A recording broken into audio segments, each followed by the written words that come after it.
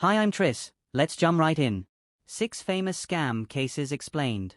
First, let's talk about the Reed Slatkin fraud case, featuring Reed Elliott Slatkin, the co-founder of Earthlink, an internet service provider known for its dial-up access and online services.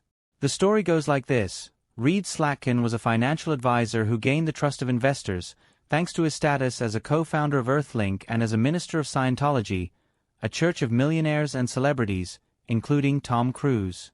This allowed him to execute a Ponzi scheme. For those who may not know, a Ponzi scheme works like this.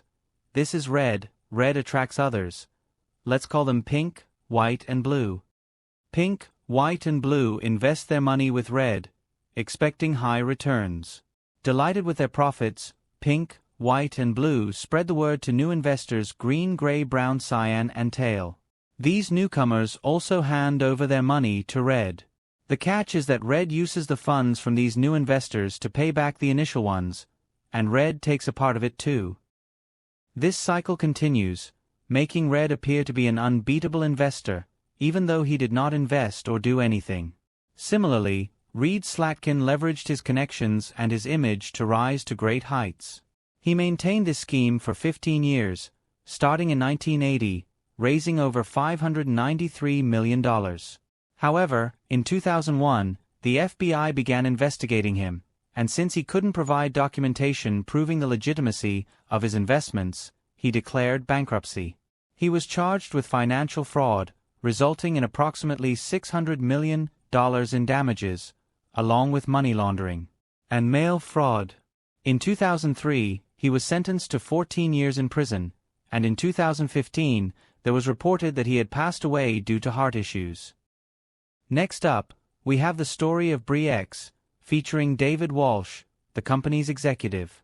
In 1988, he founded Bre-X Minerals Limited in the basement of his home in Calgary, Canada. Initially, Bre-X struggled to find success as it focused on diamond exploration. After several failures, Walsh decided to pivot to gold exploration overseas. He teamed up with geologist John Felderhoff, who had discovered the largest gold mine in Papua New Guinea, to be the CEO, and his friend Michael de Guzman to be the mining director to acquire a property deep in the jungle, near the Busong River in Kalimantan, Indonesia. At the time, many considered this land to be worthless, and unfortunately, Walsh faced further setbacks with 2 initial attempts to find gold. However, in October 1995, Michael de Guzman announced a significant gold discovery, claiming to have found around 62.72 short tons of the precious metal. As time went on, Bre-X's reports suggested that this figure was increasing dramatically, boasting 952 short tons in 1995 and 2,128 short tons by 1997. Yet, this was all part of Guzman's scheme. He and his accomplices had actually purchased gold from external sources and mixed it with rock samples for analysis. As a result, Bre-X's stock skyrocketed, soaring from around $12 to nearly $300. But, not long after, authorities began investigating the authenticity of Bre-X's claims. Several independent geologists were invited to verify the information and found that there was no gold in the mine, contrary to what Bre-X had asserted. Ultimately, in March 1997, Walsh announced that the company had exaggerated the size of the gold deposit and that, in reality, there was no gold at all. This revelation led to the collapse of Bre-X. After that, Guzman ended his life by jumping out of a helicopter.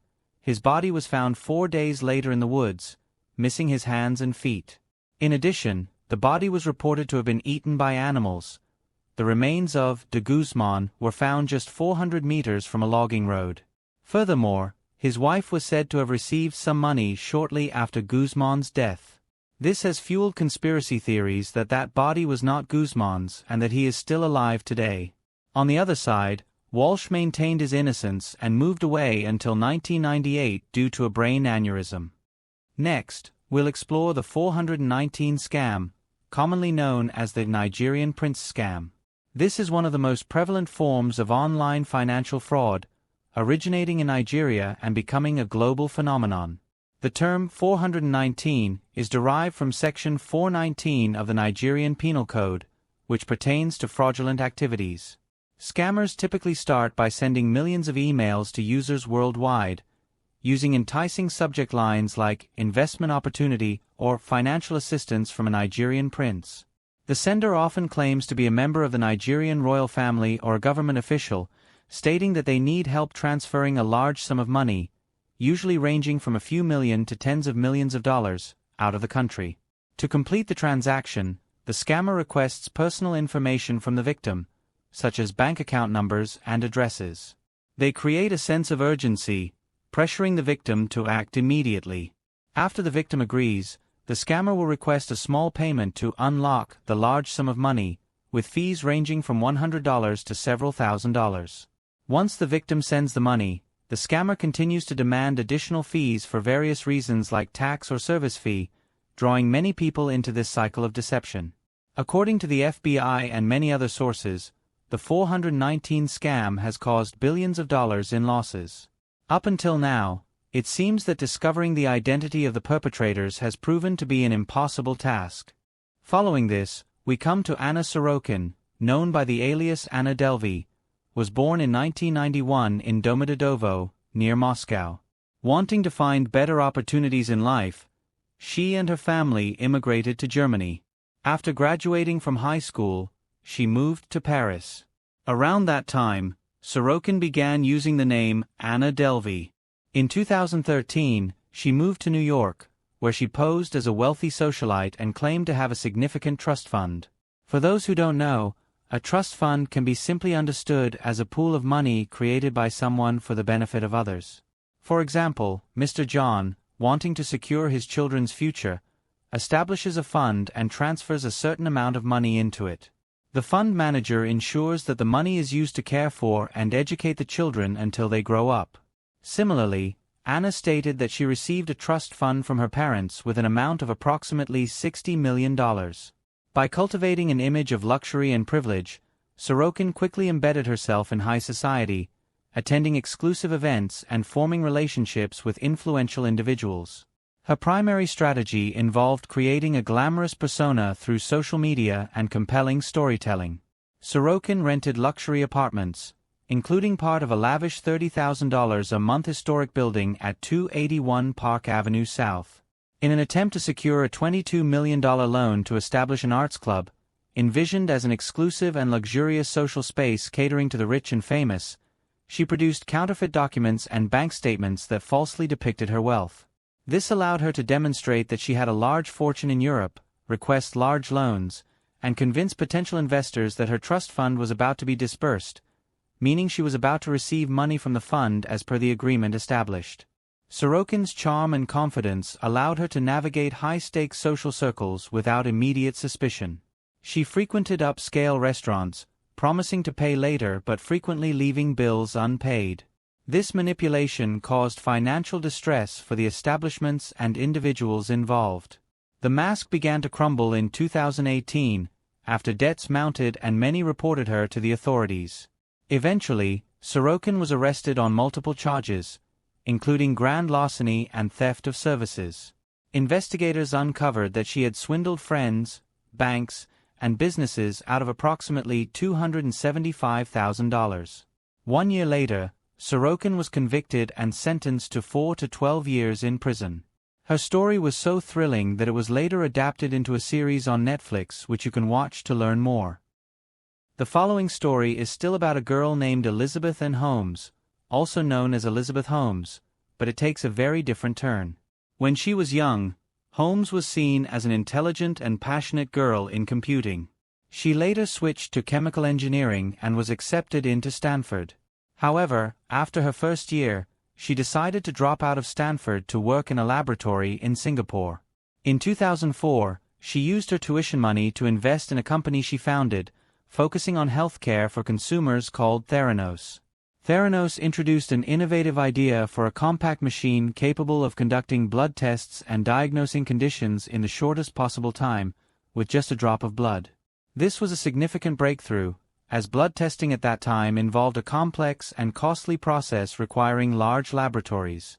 The idea attracted considerable attention and investment, raising nearly $700 million from prominent investors. To gain credibility, She surrounded herself with influential figures, including former U.S. government officials. However, the technology behind Theranos was fundamentally flawed. Internal reports revealed that the device produced inaccurate results, often leading to misdiagnosis. Despite knowing this, Holmes continued to present the technology as cutting-edge, misleading both investors and partners.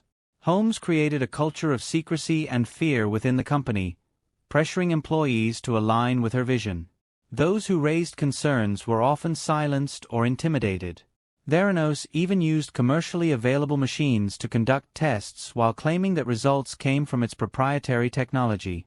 The situation began to unravel when investigative journalism exposed the discrepancies in Theranos' claims. A 2015 Wall Street Journal article highlighted the device's unreliability, leading to federal investigations. By 2018, Theranos was declared a fraud, and Holmes faced criminal charges, including wire fraud and conspiracy. The impact was significant. Investors lost hundreds of millions, and patients received inaccurate health information, potentially endangering their health. Holmes's ambitious vision ultimately led to her downfall, resulting in 11 years in Bryan Federal Prison. Next, and also the final case, let's talk about one of the greatest art fraud cases, Wolfgang Beltracchi, whose real name is Wolfgang Fischer. He was born in Hochsta, Germany. His father was an art restorer and mural painter, and he inherited his father's talent. By the age of 14, he was able to replicate Picasso's paintings. He was expelled from school at 17 and later studied art in Aachen. In the 1970s, perhaps because he did not want to struggle endlessly with the painting profession, he began committing his illegal acts. Beltracchi's modus operandi involved meticulous research and an exceptional understanding of the artists he was imitating. He didn't just replicate their styles. He went as far as creating a fictional backstory for each piece, often using old canvases and paint that mimicked the original materials. Beltracchi would claim that the pieces had been in a private collection, and he even created false documentation to support his claims. This attention to detail made it extremely difficult for experts to detect the fakes initially. He sold over 200 forgeries, raking in millions of euros. His art was featured in prominent galleries and auction houses. In 2010, investigations by police and art experts revealed that Beltracchi had used paint and materials that were not available at the time of the original artists he imitated. When the truth emerged, it led to significant financial losses for collectors and institutions, many of whom had invested heavily in his fakes. Furthermore, Beltracchi's actions diminished trust in the art market. The scandal raised questions about the efficacy of art authentication processes and the vulnerability of even seasoned experts to deception. In 2011, Beltracchi was sentenced to 6 years in prison, a decision that underscored the severity of his crimes. Alright, that's all. If you enjoyed this video, don't forget to like and subscribe for more.